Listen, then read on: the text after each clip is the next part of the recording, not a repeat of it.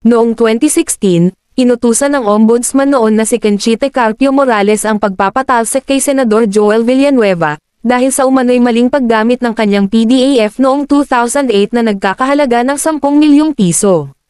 Ngunit noong 2019, sa panahon ni dating Ombudsman Samuel Martires, tahimik na binaligtad ang desisyong iyon matapos maghain si Villanueva ng motion for reconsideration.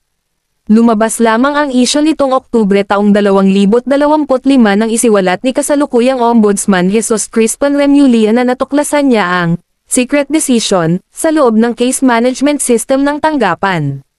Ikinabigla ito ng publiko dahil hindi umano ito na ipaalam sa Senado o sa mga sangkot na partido.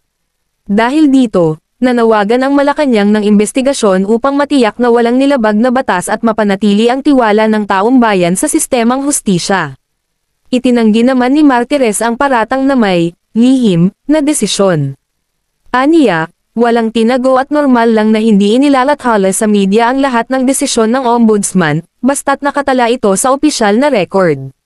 Sa ngayon, hinihintay ang resulta ng investigasyon kung may procedural lapses o irregularidad sa pagbaligtad ng kaso ni Villanueva at kung may pananagutan si dating Ombudsman Martires. Bilang mamamayang Pilipino at nagluklok sa inyo sa pwesto, karapatan po naming malaman ang anumang hakbang lalo na sa mga kaso ng katiwalian.